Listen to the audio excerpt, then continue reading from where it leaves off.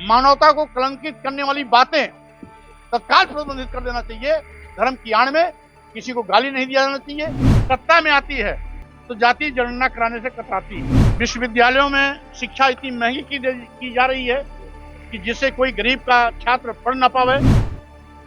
संविधान की शपथ लेने वाले संवैधानिक पदों पर बैठे हुए माननीय प्रधानमंत्री और माननीय मुख्यमंत्री गण के नेतृत्व में आज आरक्षण का गला घोटा जा रहा है। अनुसूचित जात, अनुसूचित जनजात और पिछड़ों के आरक्षण खत्म किए जा रहे हैं। मनमाने तरीके से आरक्षण का दुरुपयोग कर एक विशिष्ट वर्ग के लोगों को लाभ पहुंचाया जा रहा है।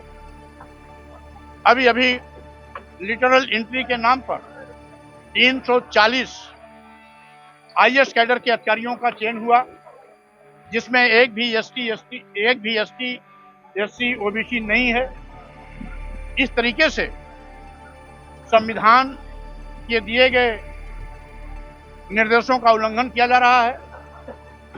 वोट लेने के लिए हिंदू कहकर के भारतीय जनता पार्टी के लोग सबका वोट तो लेना चाहते हैं, लेकिन वोट लेने के बाद, सत्ता में जाने के बाद, सत्ता का दुरुपयोग कर इन्हीं तथाकथित हिंदू कहे जाने वाले आदिवासी, दलित और पिछड़ों के अधिकारों को छीनने में लग जाते हैं, आरक्षण को खत्म करने में लग जाते हैं।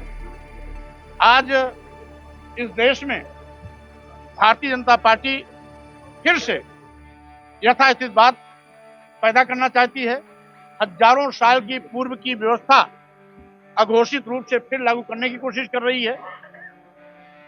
विश्वविद्यालयों में शिक्षा इतनी महंगी की जा रही है कि जिससे कोई गरीब का छात्र पढ़ ना पावे। यानी ग्रामीण क्षेत्रों से आने वाले एससी, एसटी, ओबीसी किसी भी वर्ग का छात्र या छात्रा उच्च शिक्षा न ले सके, इस बात की सरकार की कोशिश है। नई शिक्षा नीति गरीबों के बेटियों और बेटों को शिक्षा से वंचित करने के लिए बनाई गई है और आज सारे सरकारी संस्थान अपने चहेते उद्योगपतियों अदानी और अंबानी के हाथ कौड़ियों के भाव बेचा जा रहा है, जिससे नौजवानों के सामने सरकारी नौकरी का खतरा आ गया है। आज तमाम ऐसी समस्याएं हैं जिसको हम गंभीरता के साथ इन मुद्दों पर सड़क पर भी जाएंगे।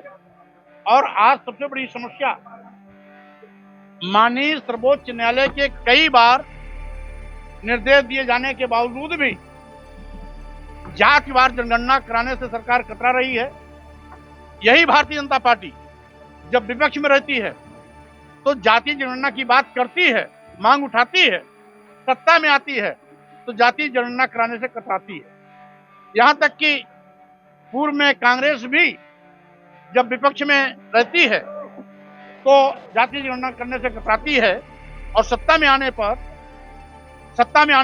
जाति जनगणना से कतराती है, विपक्ष में आने पर जाति जनगणना की मांग करती है। तो ये दोहरा चरित्र खत्म होना चाहिए। गोपीनाथ मुंडे जी ने भी ये मांग बहुत पहले 2010 में की थी, 11 में। उसके बाद राजनाथ जी ने 2019 लोकसभा चुनाव के पहले कहा था कि जाति जनगणना हम कराएंगे।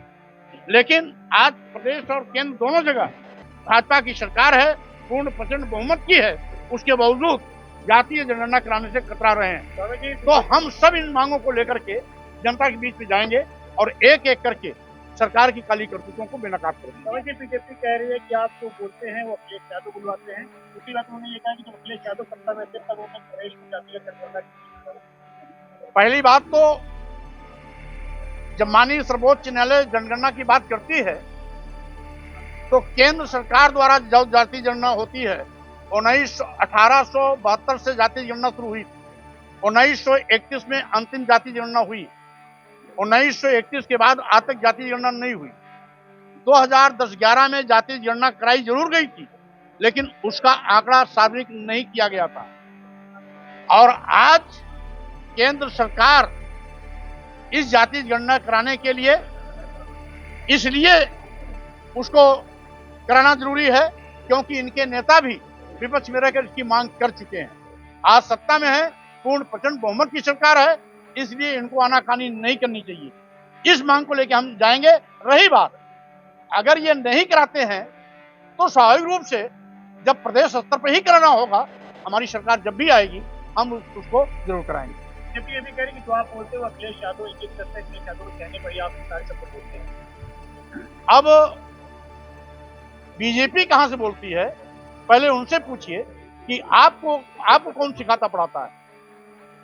उनके आका बोल दिया अभी थोड़े दिन पहले कि जाति वर्ण भगवान ने नहीं बनाया, पंडितों ने बनाई। अब सारी कलई खुल गई तो भी भाई बीजेपी वाले बोलने से शर्माते नहीं। उनको शर्म आनी चाहिए कि अगर आपके आका ने आपकी पोल पट्टी खोल दी है तो आप प्रधानमंत्री जैसे बड़े पद पे बैठे हो, आपको ऐसी हिंसक वारदातें, ऐसे मानवता को कलंकित करने वाली बातें तत्काल प्रतिबंधित कर देना चाहिए। धर्म की आड़ में किसी को गाली नहीं दिया जाना चाहिए, नीच अधम नहीं कहा जाना चाहिए, प्रताड़ित अपमानित करने की बात नहीं किया जाना चाहिए। यह संविधान विरोधी। उत्तर प्रदेश का बजट पेश हुआ है, क्या कहेंगे? 6,90,000 करोड़ बजट। यह है सरकार